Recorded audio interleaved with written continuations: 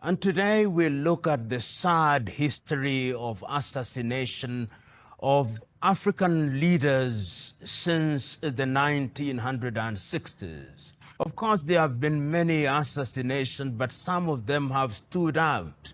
The most memorable, of course, started in 1961 with the assassination of Patrice Lumumba in Katanga.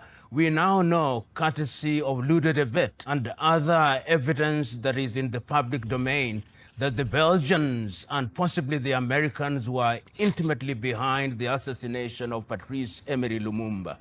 Of course, after Lumumba's death, and we will talk a little about why Lumumba was assassinated, we will remember the assassination in 1963 in Lomé, Togo, of Sylvanus Olympio, the first president of that country. After that, there were a series of assassinations. We'll remember the coup in Nigeria in the month of January 1966. We do not have the details as yet, but we saw the death of Abubakar Tafawa Balewa, who was then the first prime minister of the Federal Republic of Nigeria.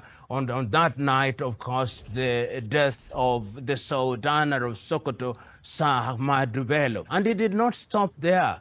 We saw once again in 1969, in the midst of the struggle for the liberation of Mozambique, the death of Eduardo Mondlane in Dar es Salaam, Tanzania, when he received a bomb hidden inside a book, and Eduardo Mondlane's death was as debilitating as it was frustrating. And it did not stop there.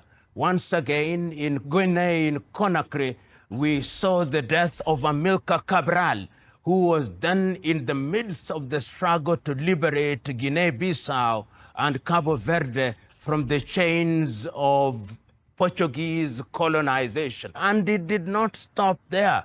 Later, we saw the death of the young Tiro Ngopotse, who was involved in the struggle in South Africa.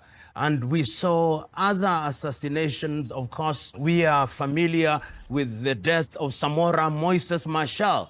The jury is still out of who the prosecutors of his death were, but we know that his plane was brought down.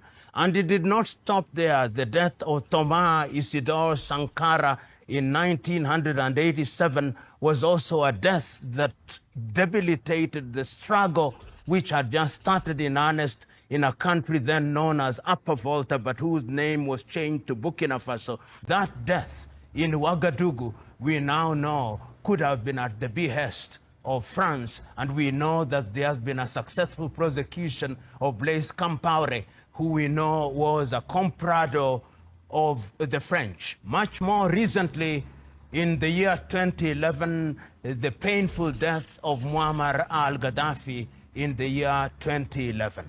Africa has seen assassinations. Why assassinate them?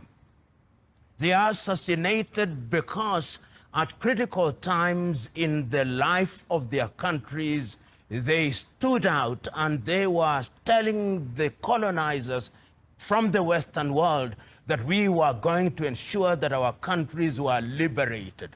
Let us start with Patrice Lumumba in 1961. Why was Emery eliminated? Why was Emery eliminated at the behest, as we now know, of Joseph Desire Mobutu, later to become Mobutu Sese Seko? Why was he decimated in the hands of Moise Tshombe in Katanga and his body dissolved in acid? All those who are historians will remember that on the day of independence, Patrice Lumumba was not programmed to speak. The only persons programmed to speak was King Baudouin of the Belgians and Joseph Kasavubu, who was the president. But Patrice rose and spoke and gave a speech that has remained iconic. He told his audience on that day that Congo will never be the same again. He told his audience on that day that Congolese resources will be utilized for the sake of the Congolese. He told his audience that the history of Congo will be written by the Congolese. And a decision was made at that time that Patrice Emery Lumumba must be eliminated. And who are to eliminate him? His own people whom he had brought to the fore. Mobutu Sese Seko was in the forefront. And of course, Joseph Kasavubu was used to dismiss him from the office of Prime Minister. They took Emery Lumumba from Kinshasa and took him to Katanga, and we now know that Moise Tshombe was present when he was being tortured and ultimately assassinated. The reason was because of Congo's resources. Congo is estimated to be one of the richest resource countries in the world, conservatively estimated in the 1990s that our resources would be in the neighborhood of 34.1 trillion United States dollars. And you could not have a Lumumba stand in the way. We now know that even the uranium that was used in the bombs that were dropped on Nagasaki and Hiroshima were from uranium from the Democratic Republic of Congo. You could not have Lumumba, and Lumumba was assassinated. And the spirit of Lumumba has never allowed Congo to be at peace. Lumumba died, and Africa, a piece of her, died with Lumumba. Another death was of a great man, Sylvanus Olympio. Togo had just regained her independence, and Olympio was clear that they were going to use that independence to run away from the choreographed independence without independence that had been deployed at the behest of Charles de Gaulle in 1958. And they used Eyadema, and Eyadema said, I shot him myself. After Olympio was assassinated, the control of Togo continued in earnest. Once again, it was the resources of Togo. So it appears to be that anybody who stands in the way of Western powers and their quest and thirst and appetite for resources must be eliminated, and they eliminated Sylvanus Olympio. The Portuguese have always been interesting. They have always stood in the wave of the struggle for independence and have always been quick to do away with anybody who stands in their path of exploiting their colonies. Mozambique was such a colony. And in the forefront of the struggle for the independence of Mozambique was Eduardo Mondlane. Eduardo Mondlane was at the headquarters of the struggle in Dar es Salaam, Tanzania, and so were the others who are fighting and being trained by the Nyerere administration in Tanzania. And they had discovered a way of eliminating these individuals. They sent a letter bomb in Dar es Salaam in 1969, and Eduardo Mondlane was dead. That delayed the independence, possibly of Mozambique. Ultimately, of course, Mozambique regained her independence under the presidency of Samora Moises Machel. And I remember this speech of Samora Moises Machel. He said, "Never must Africa say that there is one colonizer who is better than the other. All of them are the same. Some kill you smiling, some kill you sneering, but at the end of the day, you are dead." And when Samora was flying, when they had introduced insurgency in Angola, or rather in Mozambique, to ensure that the independence did not go as it was planned, he was brought down, and his aircraft led to his death when it was brought down. Samora Moises Machel, once again assassinated because he was in the forefront of the struggle for total liberation of his country. And they did not stop there.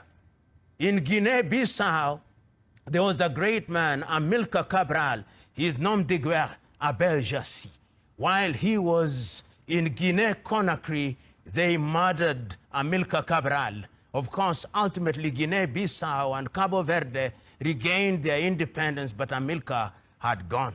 In South Africa, as they struggled against apartheid, they used different means, but immediately after the apartheid regime had been brought to his knees, one of the most iconic and most revolutionary men in South Africa, Chris Hani, was assassinated in 1993 because the white apartheid protectors knew that Chris Hani was a different kettle of fish. The most iconic, of course, was, and I use the word iconic very deliberately, some may say inappropriately, but I use it regardless, Muammar al-Gaddafi. The year is 2011.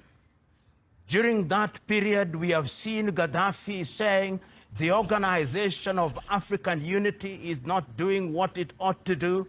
Let us change it to something else. He convened several meetings in Sirte in Libya, and he funds the African Union. He's saying that we must own our hospitality industry. He builds hotels in different parts of Africa. He says that we must control our oil.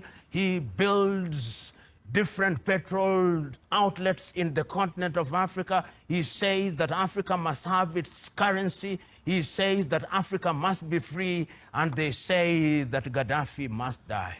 Recently, the president of Uganda, Yoweri Kaguta Museveni, narrated to the world why and when African leaders were prepared to fly to Libya to mediate, they were stopped by NATO and they were not allowed to go to Tripoli in Libya because NATO had taken the decision that Gaddafi must die. And Gaddafi died, and when Gaddafi died, we now know the state of Libya. We have different governments in Libya, and Libya is not the same again. The resources of Libya are being exploited. The resources of Libya are not being used for the benefit of the Libyan peoples, begging the question, why is assassination used to undermine Africa? Western Europe, over the years, has been in the business of identifying men and women, particularly men, whose agenda is to move Africa into the arena of total liberation. And when they have identified them, they use their own kith and kin to eliminate them. Assassination has been one of the ways of undermining the continent of Africa. Let us be wary of those who eliminate our brave, our best, that they may destroy the mother continent.